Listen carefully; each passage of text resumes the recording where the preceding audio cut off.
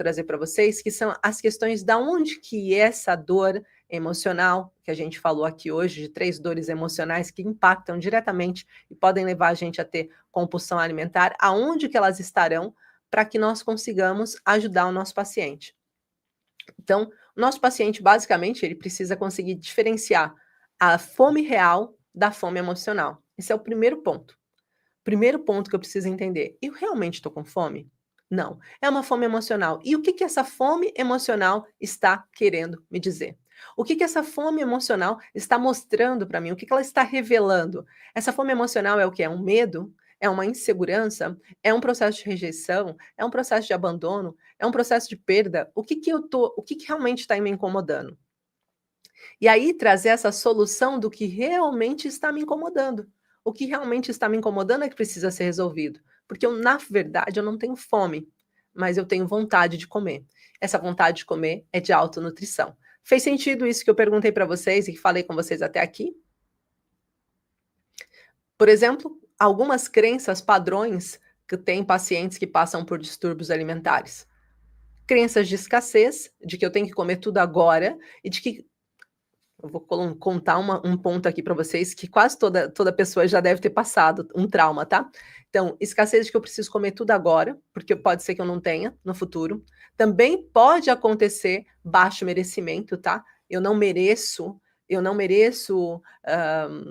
ter alguma coisa, então eu me recompenso, dizendo, tipo, pelo menos eu cuido de mim, ok? E esses são duas crenças que eu preciso despadronizar.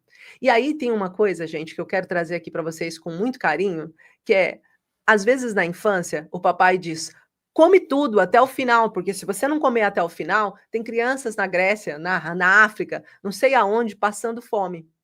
E então você colocou no seu cérebro, na sua mente subconsciente, que é onde nós, terapeutas biomicrohertz, mais trabalhamos, você colocou na sua mente subconsciente de que você precisa comer tudo até o final.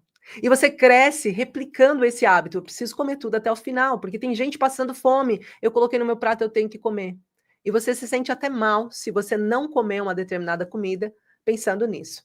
Então, sempre lembre, a comida, ela tem sido um remédio ou um refúgio? Essa é uma das perguntas que eu queria que vocês, terapeutas, anotassem aí.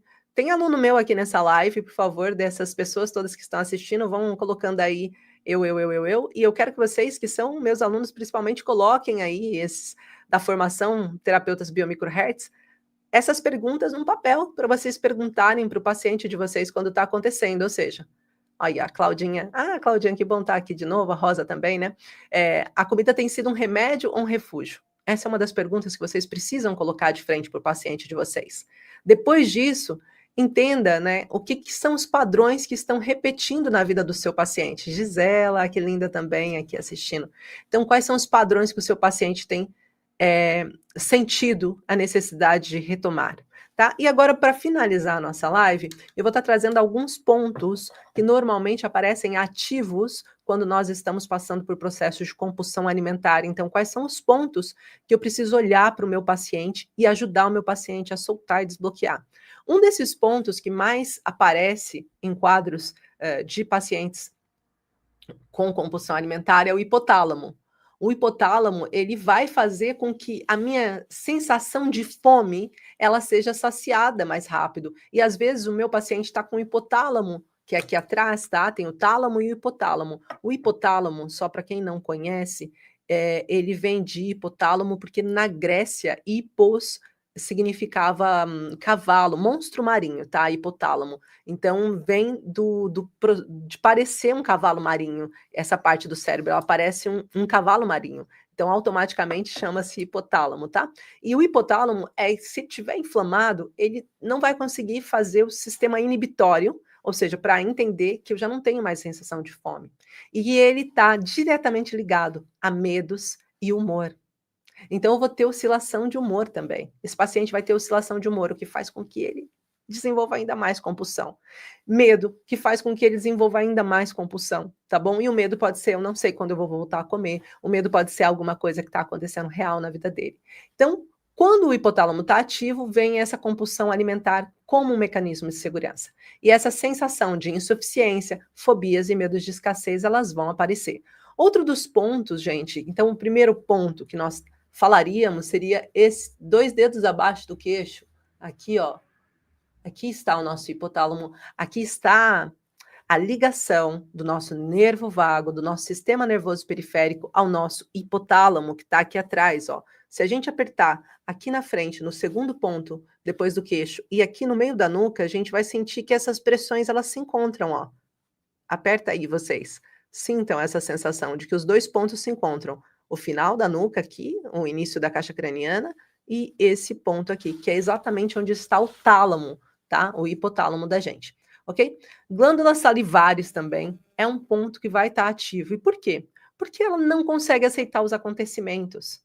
Eu não consigo enxergar aquilo que está acontecendo. Eu não tenho como parar o que eu estou vendo de acontecer na minha frente. Um sentimento de desvalorização e impotência, e eles vão fazer com que tenha o sentimento de eu não consigo engolir essa situação que eu estou passando. Então, automaticamente, esse pontinho aqui, que fica logo abaixo da nossa glote, esse pontinho aqui, ele está fazendo com que eu tenha essa dificuldade de engolir isso que está acontecendo na minha volta. Eu tenho dificuldade de processar aquilo que está acontecendo à minha volta. Então, esse é um outro ponto aí que pode estar afetado a compulsão alimentar. Outro dos pontos é o intestino grosso. Aí, olha, viu, terapeutas? A gente, na segunda-feira, na nossa mentoria, falamos bastante do intestino grosso. O intestino grosso, ele vai trazer um sentimento de falta, ou uma necessidade de segurar algo melhor. Eu preciso segurar isso melhor. E aqui no nosso sistema periférico, né,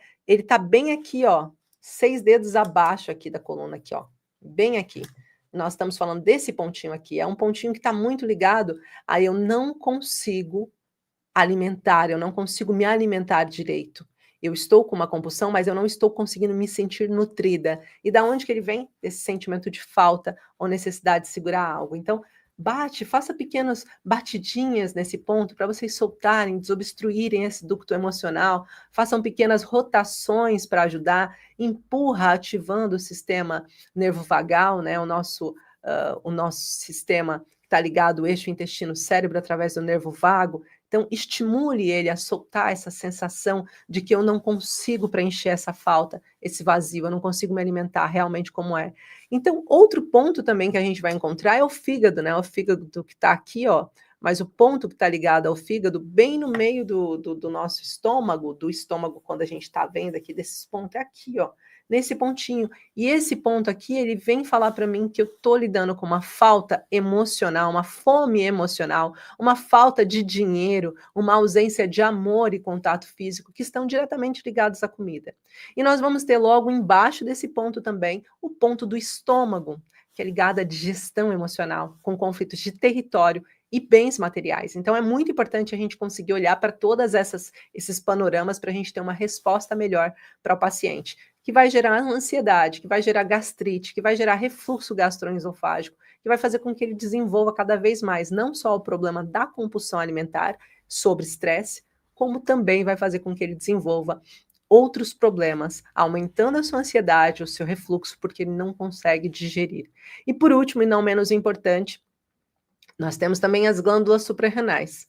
Essa é a ativação relacionada à alimentação doce. É uma compulsão por alimentação de doce. Para quê? Para eu me nutrir. Por quê? As glândulas suprarrenais são aonde são produzidos os hormônios, né? Elas estão logo em cima dos rins, por isso se chama suprarrenais, e elas fazem com que eu tenha essa necessidade de nutrição dos meus hormônios, de fazer os meus hormônios. Então, automaticamente, também vou ter aí um desvio no M3, que nós estamos falando aqui do meio da nossa coxa do paciente. Também estimulem essa zona, estimulem através dos pontos, estimulem através do sistema nervo vagal, também que está aqui do sistema nervoso periférico, e fazemos também a rotação e a estimulação nesse ponto, tá? Então, esses tipos de desequilíbrios, eles vão levar a flutuações emocionais, ansiedade, essa sensação de vazio. Então, é muito importante nós conseguirmos olhar para esse paciente e entender o que nós podemos fazer para que ele se sinta melhor. Como que a gente consegue conduzir para que ele se sinta melhor, tá?